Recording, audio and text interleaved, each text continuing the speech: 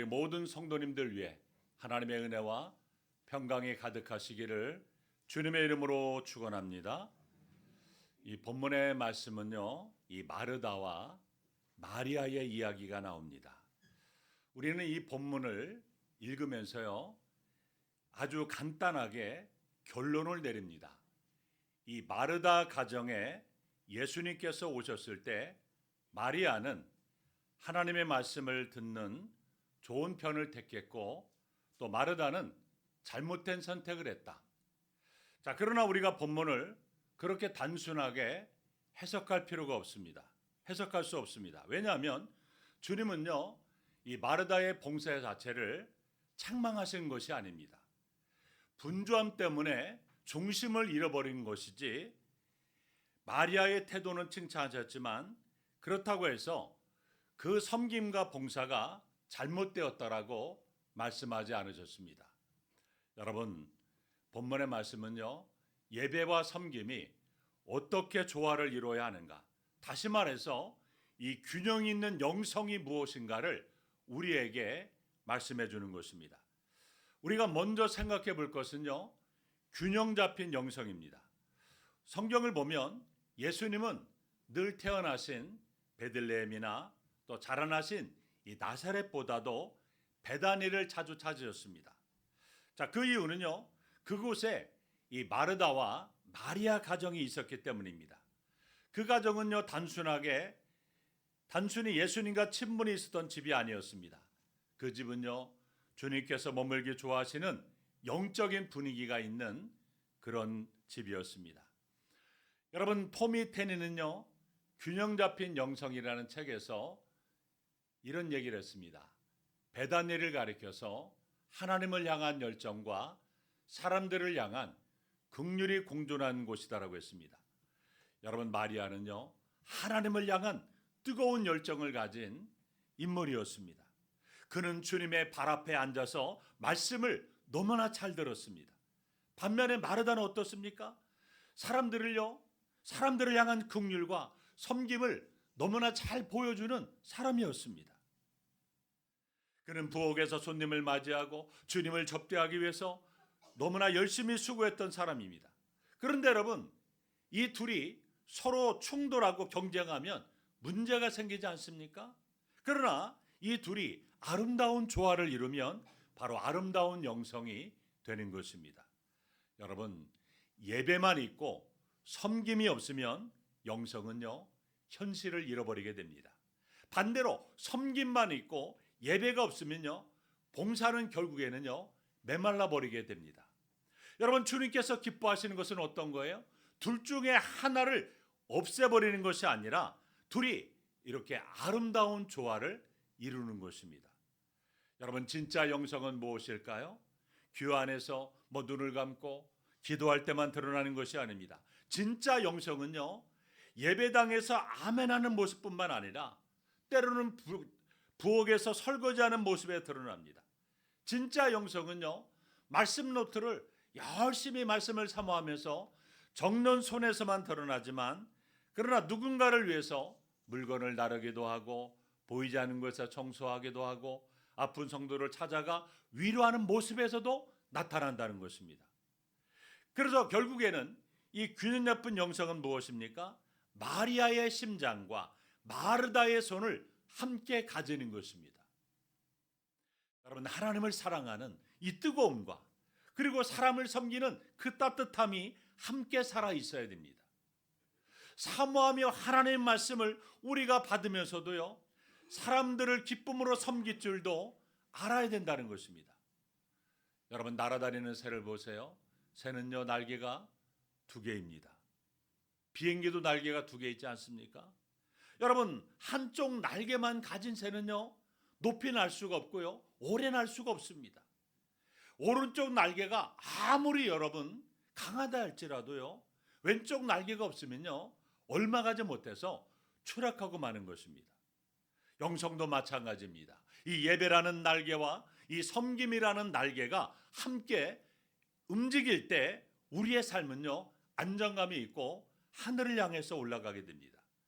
여러분, 예배만 강조하면 현실을 잃어버리고 또 섬김만 강조하면 영혼의 힘을 잃어버리게 되는 것입니다. 여러분, 주님은 우리에게 두 날개를 다 주셨어요. 문제는 어느 것 하나를 무시하지 않는 것입니다.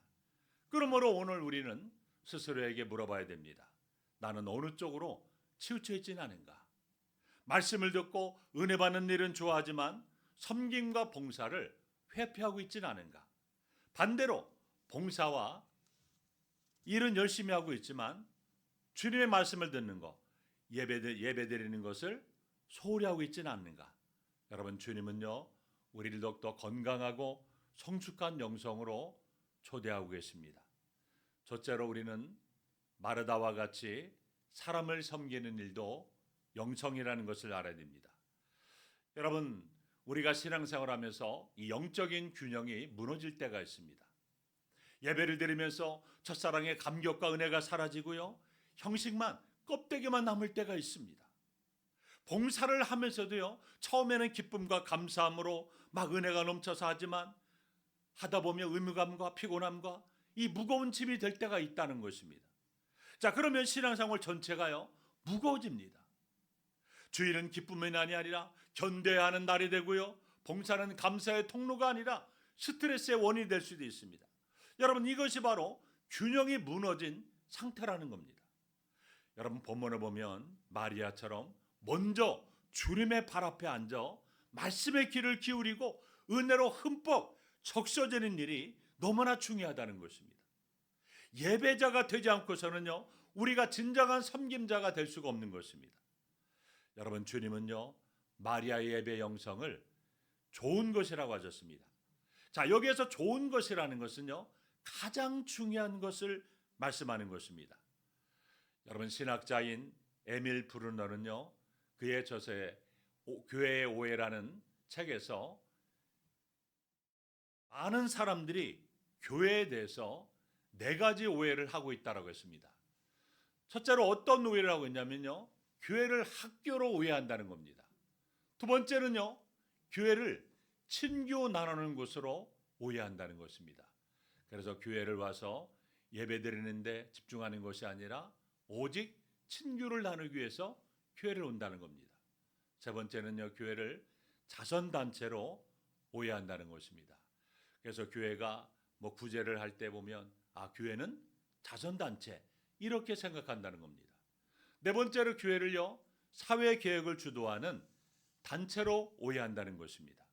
여러분, 물론 교회는요, 말씀도 교육하고 또 친기도 하고 그리고 또 어려운 사람들을요, 돕기도 합니다. 구제사업도 하기도 합니다. 그리고 여러 가지 사회를 변화시키는 그런 일도 하는데, 여러분, 교회에 맡겨주신 여러 가지 사명 중 그 모든 것들은요, 하나일 뿐 본질은 아니라는 겁니다. 여러분, 그렇다면 교회 본질은 무엇이에요? 교회 본질은요, 하나님께 예배드리는 것, 하나님께 영광 돌리는 겁니다. 여러분, 예배가 죽으면요, 하나님의 임재가 교회를 떠나게 되고 교회는요, 완전히 생명력을 잃어버리고 교회는 문을 닫아버리게 됩니다. 여러분, 지금 유럽 교회를 보시기 바랍니다. 그렇게 아름답고 크고 웅장한 그 수많은 교회들이요, 모두가 다 무엇으로 변했습니까? 관광지로 변하고요, 나이트 클럽으로 변하고 또 이슬람 사원으로 변해버리고 말았습니다. 박물관으로 변해버렸습니다. 하나님의 임재하심이, 하나님의 거룩한 임재가 떠나가니까 모든 것이 다 끝나버리는 것입니다. 여러분, 마리아의 예배 영성은요, 교회를 교회되게 하는 것입니다. 그러므로 우리는 어떤 일이 있어도 교회와 성도는 이 예배 영성에 최우선순위를 둬야 됩니다. 그래서 우리는 예배, 그렇기 때문에 목숨을 걸고 우리가 예배에 집중하고 말씀을 통해서 은혜를 받는 것, 이것이 중요하다는 것입니다. 먼저 예배를 통해서 우리가 주님 안에서 채워지지 않으면 우리의 봉사는 어떻습니까? 자기 열심, 자기 의지, 자기 감정의 소모전이 될 수밖에 없다는 것입니다. 그러나 그렇다고 해서 우리가 항상 말씀을 배우는 자리에서만 머무르면서 섬김의 자리를, 봉사의 자리를 외면한다면 그것 역시 온전한 영성은 아닌 것입니다. 왜냐하면 주님은 우리를요, 단지 말씀을 듣는 자로만 부르지 않으셨습니다. 말씀을 듣고 행하는 자로 부르셨기 때문에 그렇습니다. 여러분, 교회는 말씀을 듣는 사람들로만 세워지지 않습니다. 누군가는요, 교회 일찍 와서 안내도 해야 되고요, 그리고 식사도 준비해야 되고요, 보이지 않는 곳에서 여러 가지 봉사와 섬김을 해야 됩니다. 또 누군가는 지친 성도를 안아주고 위로해주고 기도도 해줘야 됩니다. 그래야만 교회가 교회답게 세워지게 되는 것입니다. 특히 우리는 이 마르다의 일을요, 과소평가해서는 안 됩니다. 본문을 보시면 마르다가 한 일은요, 세속적인 일이 아니에요. 그는 주님께서 자기 집에 오신다고 하니까 주님을 최고로 접대하고 싶은 그런 마음이 있었던 것입니다. 주님을 너무나 사랑하기 때문에 주님을 아주 극진하게 대접하고 싶은 그런 마음이 있었던 것입니다. 여러분, 오늘날 교회 안에서도 비슷한 일이 많습니다. 어떤 분들은 예배가 시작되기 전에 일찍 와서 음향을 준비하고 또 반주를 점검하고 주보를 정리하고 안내를 합니다. 그분들이 없다면 우리가 이렇게 편안히 앉아서 예배를 드릴 수가 없는 것입니다. 누군가의 귀한 섬김과 봉사가 있기 때문에 여러분, 이 예배가 가능한 것입니다. 그러므로 섬김은요, 결코 예배보다 낮은 것이 아니라는 것을 알아야 됩니다. 섬김 또한 하나님께 드리는 예배 한 표현이라는 것을 알아야 됩니다. 여러분, 요즘 사람들이요, 이 공연을 많이 보잖아요. 그런데 이 공연이요, 성공적으로 진행되기 위해서는요, 무대 위에서 노래하는 사람만 필요한 것이 아니에요.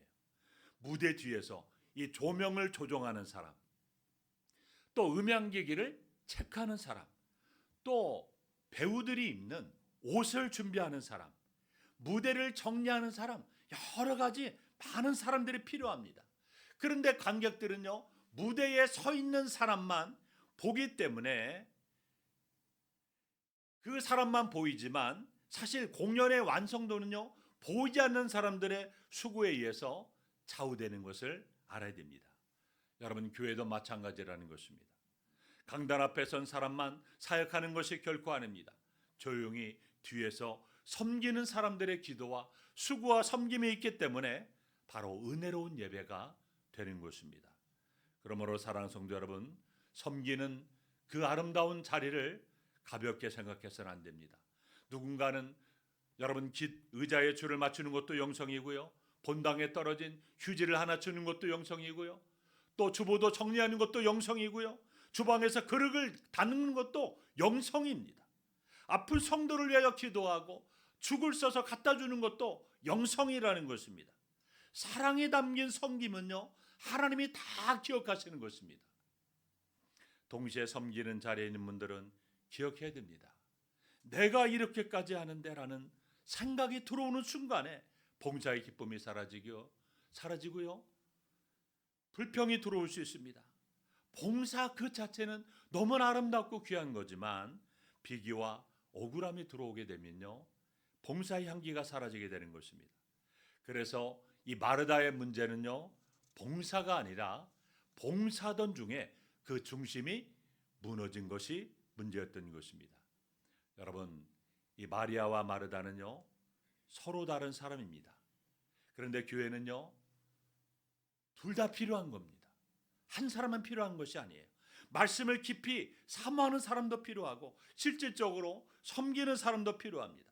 더 나아가 한 사람 안에도 두 모습이 함께 자라야 합니다.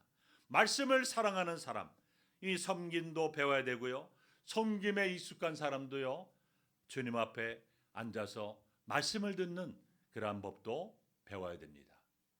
두 번째로 마리아처럼 예배하고 마르다처럼 일해야 됩니다. 여러분, 그렇다면 우리는 어떻게 영적인 균형을 유지할 수 있을까요? 자, 첫째로 우리는 마리아처럼 예배하고 마르다처럼 봉사하는 것입니다. 예배의 자리에서는요, 말씀을 사모해야 돼요. 그리고 그 말씀에 집중하는 마리아의 모습이 우리에게 필요합니다.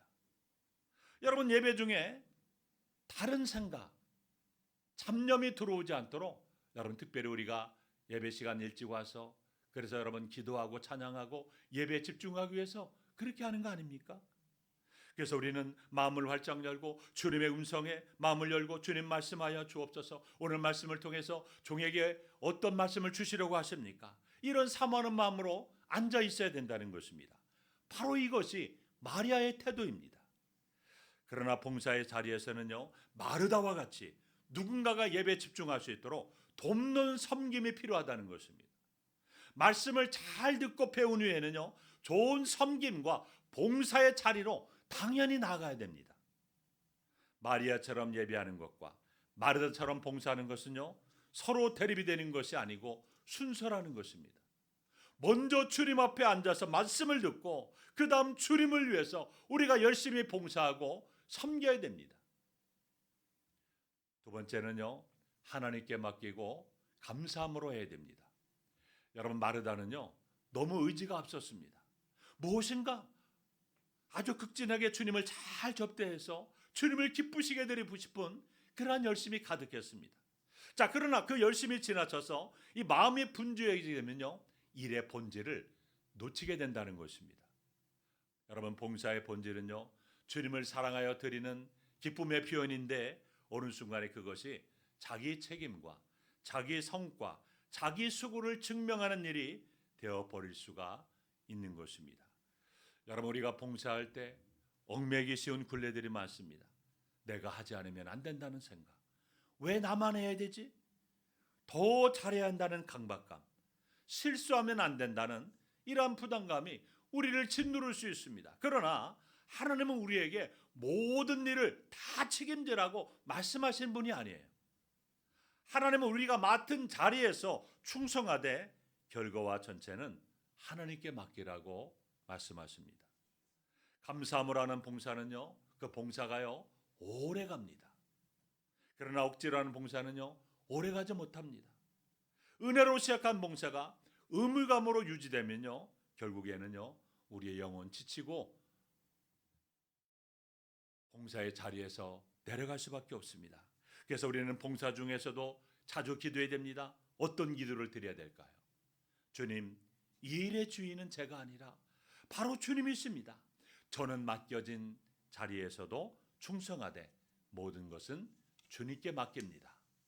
여러분, 이런 고백이 있어야 이 영적인 균형이요, 무너지지 않게 되는 것입니다. 여러분, 우리가 같은 음식을 만들어도요, 가정에서 주부들이 막 정성을 다해서 사랑으로 만든 음식은요, 너무나 맛있고 기분이 좋지만 막 억지로 짜증내면서 음식을 만들고 뭐 칼을 막 두드리거나 밥상을 두드리면서 그렇게 막 험악한 분위기로 음식을 만들어 봐요. 그 음식이 맛있겠습니까? 다릅니다. 여러분, 사랑으로 차린 밥상에는 수고가 있어도 따뜻함이 있고 먹는 사람도 편안합니다. 그러나 억지로 차린 밥상에는요, 음식이 있어도 기쁨이 없는 거예요. 봉사도 마찬가지입니다. 우리가 겉으로는 같은 일을 해도 감사와 사랑으로 하면 향기가 나고 불평과 비교로 하게 되면 무거운 기운이 퍼지게 됩니다. 세 번째로, 우리는 인간의 평가에 좌우되지 말아야 됩니다. 여러분, 우리의 예배와 성금이 막 즐거움이 되려면 어떻게 됩니까? 옆을 보지 말고요, 위를 봐야 됩니다. 여러분, 사랑과 즐거움으로 봉사를 시작한 이 마르다가요, 왜 도중에 기쁨을 잃어버리고 불평을 주님께 터뜨렸을까요? 주님께 초점을 맞추지 않고 다른 사람을 바라보았기 때문에 그렇습니다. 여러분, 주님께서 이 마르다의 집에 오시기 전까지는요, 마리아가 마르다를 도와서요, 함께 일하며 뭐 집안도 정리해주고 음식 준비도 도와주었습니다.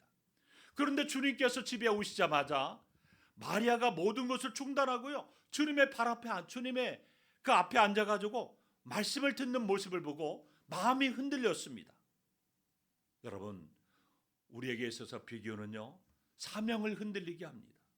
비교는 감사보다도 이 결핍을 크게 보게 만들고요, 부르심보다도 환경을 크게 보게 만듭니다. 하나님께서 내게 맡겨주신 일을 바라보면 우리가 충성할 수 있지만 다른 사람이 무엇을 하는지를 바라보게 되면 불평이 생길 수밖에 없는 것입니다. 오늘날 우리도 마찬가지입니다. 왜 저 사람은 저렇게 편해 보이지? 왜 나는 늘 힘든 자리만 하고 있지? 왜 아무도 내 수고를 알아주지 않는 것이지? 여러분, 이런 생각이 들어오면 어떨까요? 기쁨이 사라지는 거예요. 영적인 균형이 무너질 수밖에 없습니다. 그래서 우리는 사람의 평가보다는요, 주님의 시선을 더 의식하고 해야 됩니다. 사람들은요, 대개 무대 중앙에 서 있는 사람에게 박수갈채를 보냅니다. 그러나 하나님은 무대 뒤편에서 눈물로 기도하는 사람도, 남들이 떠난 뒤에 의자를 정리한 사람도, 예배당을 닦는 사람도, 주부를 줍는 사람도 다 보고 계십니다. 여러분, 사람의 박수는요, 잠깐이지만 주님의 기억은요, 영원하다는 것을 알아야 돼요.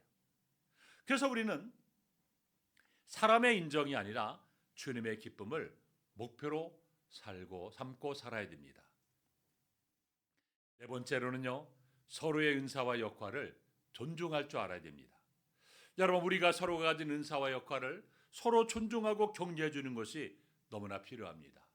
그런데 여러분, 성도들 가운데는요, 은사가 다 다양합니다. 어떤 분은요, 아주 기도를 깊이 하는 그런 기도의 은사가 있는 분이 있습니다. 어떤 분은요, 사람의 말을 잘 들어주는 그런 은사가 있는 분도 있습니다. 그래서 1시간, 2시간, 3시간 그 이상 사는 말을 잘 들어줍니다. 또 어떤 분들은요, 가르치는 은사가 있어서 학생들을 잘 가르칩니다. 또 어떤 분은요, 음식을 잘 만들어서 교회에서 주방에 들어가서 음식을 맛있게 만들어서 성도들을 섬깁니다.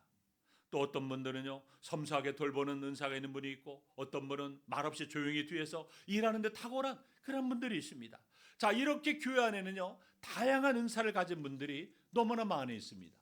이렇게 다양한 은사들이 서로 아우러질 때 건강해지는 것입니다. 여러분, 문제는 자기와 다른 사람을 쉽게 판단하는 데 있습니다.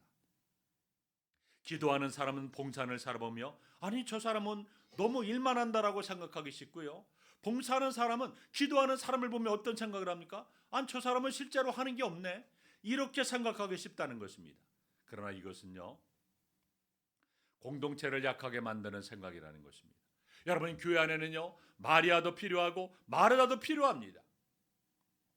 눈물의 예배도 필요하고 분주한 섬김도 필요하다는 것입니다. 중요한 것은 누가 더 우월한가가 아니라 주님 안에서 서로가 어떻게 연결되는가, 바로 이것입니다. 여러분, 오케스트라에는요, 이 바이올린만 있지 않습니다. 첼로도 있고요, 플룻도 있고요, 다 악기도 있습니다. 어떤 악기는요, 막 선율을 이끌고요, 어떤 악기는 박자를 지탱합니다. 그런데 만약에 이 바이올린이요, 내가 가장 중요한 악기니까 다른 악기는 필요 없어, 이렇게 말한다면요, 음악이 완전히 무너질 수밖에 없습니다.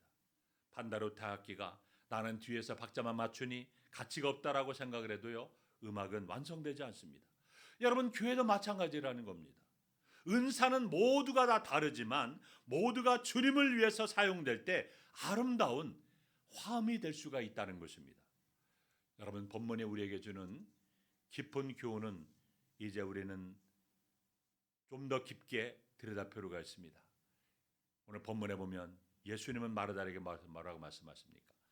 마르다야, 마르다야, 내가 많은 일로 염려하고 근심하나, 말씀하십니다. 여러분, 이 말씀 속에서 우리는 주님의 마음을 엿볼 수가 있습니다. 주님은 우리의 모든 수고를 모르시는 분이 아니세요. 주님은 마르다가 얼마나 애쓰고 힘써서 음식을 준비하는지 잘 알고 계십니다.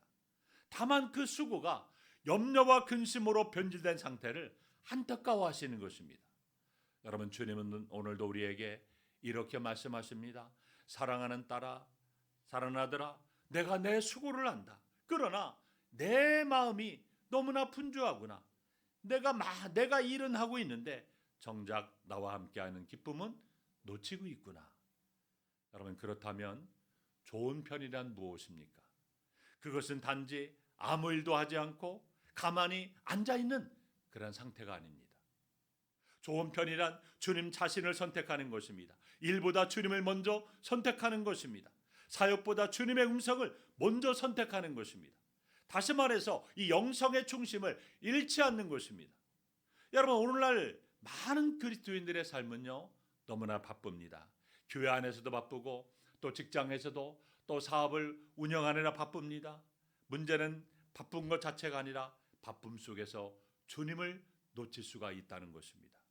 주님을 위해 일하다가 정작 주님과 멀어지는 역설이 일어날 수 있음을 기억해야 됩니다. 사역은 많은데 기도는 줄어들고, 봉사는 많은데 말씀이 메말라가고, 책임은 많은데 은혜가 식어갈 수가 있다는 것입니다. 이때 우리는 바로 주님의 발 앞에 앉아서 말씀을 듣는 그러한 자세로 돌아가야 됩니다. 여러분은 어떻습니까? 예배와 섬김이 조화를 이루고 있습니까? 교회는 어떻습니까? 기도하는 사람과 일하는 사람이 서로를 존중하고 있습니까? 여러분, 신앙에 성숙한 사람은요, 둘 중 하나를 버리는 사람이 아니라 둘을 바르게 연결하는 사람입니다. 여러분, 기도하는 사람일수록 더 겸손히 섬겨야 됩니다. 섬기는 사람일수록 더 주님 앞에 자주 나아가 말씀을 들어야 됩니다. 말씀을 많이 하는 사람일수록 실제 사랑의 행동으로 나아가야 되고요. 일을 많이 하는 사람일수록 자신의 영혼을 점검해 볼 필요가 있습니다. 성도 여러분, 우리 안에는요, 마리아의 영성이 있어야 됩니다. 주님의 발 앞에 앉아서 말씀을 사모하고 주님의 음성을 듣고 주님을 사랑하는 그런 눈물을 회복하시기 바랍니다. 동시에 우리 안에 마르다의 영성도 필요합니다. 누군가를 위해서 앞치마를 두르고 불편함을 감당하고 주님의 몸된 교회를 위해서 손으로 섬기는 아름다운 섬김이 회복되길 바랍니다. 그러나 무엇보다도 기억해야 할 것은 마리아와 마르다가 서로 다투고 싸우는 것이 아니라 주님 안에서 하나가 돼야 한다는 사실입니다. 우리 교회 안에서도 은사와 역할이 서로 아름다운 조화가 이루어져야 되는 것입니다. 주님은 오늘 우리에게 묻습니다. 너는 무엇으로 나를 섬기고 있느냐? 또 이렇게 물으십니다. 너는 지금 나와 함께하고 있느냐? 이 두 질문에 함께 대답해 주는 사람이 바로 균형 잡힌 영성의 사람인 것입니다. 그러면 여러분, 마리아처럼 예배하시기 바랍니다. 따라서 하겠습니다. 마리아처럼 예배하자. 마리아처럼 예배하자. 마르다처럼 섬기자. 마르다처럼 섬기자. 그러면 여러분, 하나님을 향한 열정과 사람들을 향한 긍휼이 조화를 이루는 균형 있는 영성의 소유자가 다 되시기를 바랍니다. 기도하겠습니다. 하나님 아버지, 감사합니다. 우리 안에 마리아와 같은 예배 마음을 회복시켜 주시고 주님의 발 앞에 앉아 말씀을 사모하고 말씀을 듣게 도와주시며 주님의 음성을 듣는 은혜를 회복하게 도와주옵소서. 또한 마르다와 같은 섬김의 손도 허락해 주옵소서. 교회와 예수를 위해서 기쁨으로 섬기고 감사함으로 충성하게 도와주옵소서. 또한 우리의 모든 예배와 섬김이 주님을 향한 사랑에서 나오게 하시고 우리 교회가 예배와 섬김이 아름다운 조화를 이루는 공동체가 되게 하시고 각자 인사와 역할을 존중하며 함께 주님의 몸된 교회를 든든히 세워가게 도와주옵소서. 마리아처럼 예배하고 마다처럼 섬기되 무엇보다도 주님을 놓치지 않는 균형 있는 영성의 사람들이 되게 도와주시옵소서. 예수님의 이름으로 기도하옵나이다. 아멘.